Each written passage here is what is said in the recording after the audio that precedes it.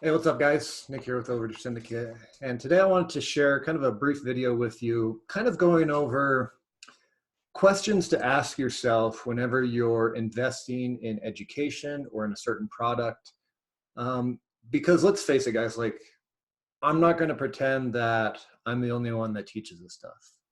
Obviously, there are plenty of people out there that teach, this same strategy of recovering overages and surplus funds. There's multiple options. There's multiple courses and products for you to choose from. Um, that's the beauty of, this country and, being in a capital market is we have choices, right? We can choose where, where we want to, who we want to learn from, who we want to invest in. And so we have options, and that's a great and wonderful thing.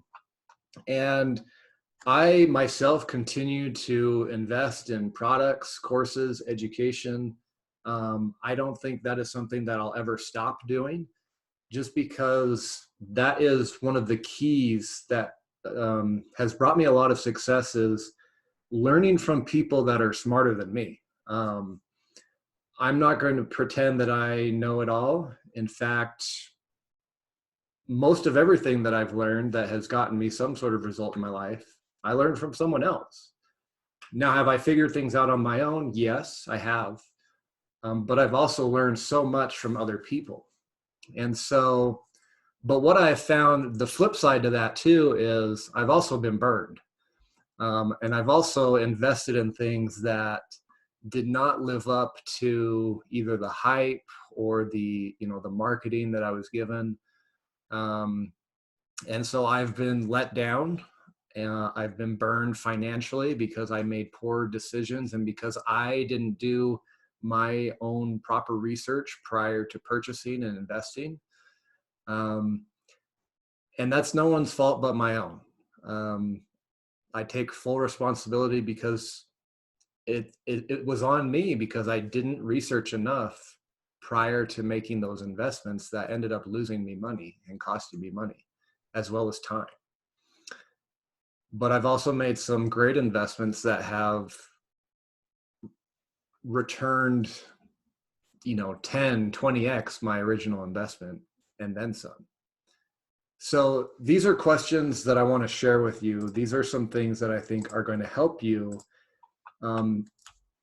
whenever you're faced with a decision of making an investment or investing in a product or an education. I think these questions that I'm going to cover with you are going to help, and you should consider these. And by so doing, by asking questions, you can make an educated decision, and you can also avoid, potential heartache or potential loss down the road. Okay, so let's go over these questions. And these questions, this can be applied to an education product. It can be applied to an investment that you're making. It can be applied to multiple things. We're not just talking about overages here, but these questions will help you make wise decisions when it comes to investing your hard-earned money. Okay. So first question: has the promoter of the product gotten the results that I'm desiring? Meaning, if someone's pitching me a course or if someone's pitching me an investment, have they gotten the results that I'm looking for? Have they made six figures actually doing what it is they're teaching? Or have they made X amount of money from actually investing in the investment that they're pitching to me? Okay. Have they gotten the results that they are marketing? And have they gotten it for themselves? Question number 2 is very similar. Do they have real life experience in what they are teaching? Pretty straightforward. It's one thing to read a book about, let's say, investing in stocks, but it's a whole nother thing to actually invest in stocks and either make or lose money in them. Okay, there's a key difference there. You can study all you want, but wouldn't you rather learn from someone that has not only the knowledge, but also the real life experience? Okay. It's like if you're going to learn how to box, Would you prefer to learn from someone that's actually fought in the ring, or would you prefer to learn from someone that's just read books on boxing? Both are critical. I'd prefer to have the guy that actually has experience and has read the books on it. Question 3, what results have they achieved for themselves and others? Again, very important. You know, ask yourself if whatever it is that they're promoting, have they actually gotten results in their own life or for others? Very important. How have they shown? Next question, how have they shown their results, knowledge, or expertise? You know, do they have case studies? Do they have client testimonials? Variety of ways to do this, okay? But are they actually showing you their results? Can they show you, can they provide you maybe with a receipt or with a financial statement, a tax return, where they say, and they show you, look, this is how I made my money in this investment, if they're pitching an investment, or I actually have a business doing what it is that I'm teaching. I don't just teach it, okay? How have they shown those results? Question number, what is this, 5? Second to the bottom.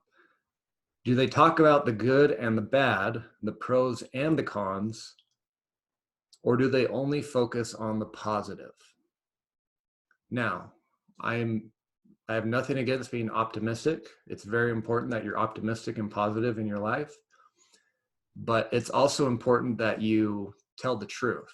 And there are 2 types of lies. There are lies of commission and lies of omission, where basically a lie of omission is where you're not telling the whole story. I try to do my best, if you've seen my other YouTube videos, that the business of overages is not all sunshine and rainbows. And I try to let my audience and my students know this. But there's also a lot of great things about it as well. So I try to talk about both, but if someone is only focused on the good side and you never hear about the bad side, you may want to pay attention and recognize that, okay? Last question. What other value, content, or education have they provided in addition to their sales presentation? You know, have they provided other education videos or emails or whatever it is? You know, there's a lot of ways to provide value other than just, you know, a webinar or a sales pitch, okay? So that's another question to add. What else have they done? What else have they provided? How else have they tried to help rather than just pitching you a product or an investment? So those are questions to consider, guys. I hope those help you. And then once you answer these questions, you know, all you really have to do is just compare your answers. Like, ask these questions for each prospect that you are evaluating. You know, let's say you have 3 people pitching you an investment and you want to know which one to go with. You can only invest in one thing at the time, but you have 3 opportunities. Answering the questions that we've gone over and then comparing the answers to each prospect will help you make a good decision.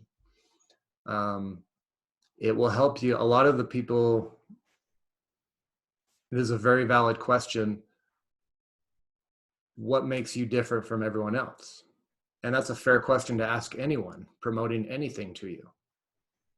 And answering these questions that we went over will help you answer that question, is how is this person different from everyone else?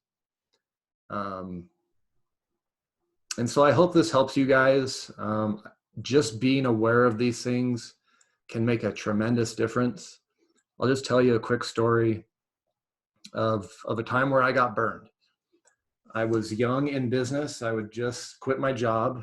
And I was probably about 6 months in after quitting my job at the prison and just had gotten some of my first paychecks.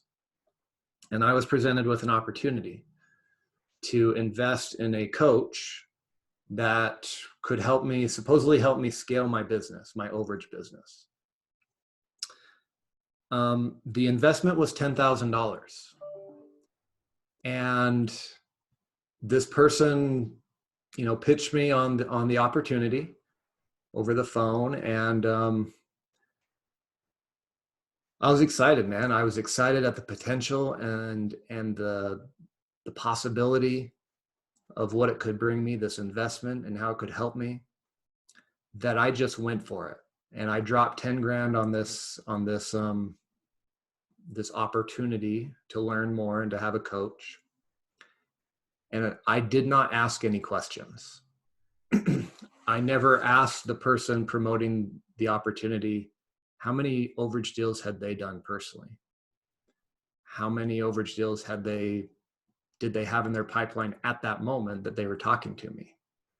What other results had they gotten for other students that had invested in this same opportunity? What results had they gotten themselves? I did not ask these questions. And I gave up $10,000, and it didn't turn out well. What I got in return was 4 one-hour phone calls with someone completely different than the person that pitched me on the program. Now, granted, I'm grateful that the person actually did have experience in overages, but they didn't really help me grow my business. And that's not on them, that's on me, because I did not ask the questions, and I just blindly threw $10,000 hoping that I would, get some amazing result from it. But the reality was, I failed to do my due diligence. And so, did it hurt? Yeah, it did hurt, especially because I was new in business, and 10,000 is a lot of money. Still is a lot of money today. But it was a valuable lesson to me to, whenever I'm presenting with an opportunity, to take a step back, ask questions, and consider your other options, and then compare the options, make an educated choice. I always tell people, go with your gut. In your mind and your heart, deep down what's best for you. And so when you're presented with any opportunity, an investment, a product, a course, whatever it is, ask these questions, take time, and then make a decision. And then once you've made that decision, commit and go after it full on, 100%, and do the work so you can see the result. So I hope this helps you guys. That's all I have for you today. And we'll see you in the next one. Thanks, guys.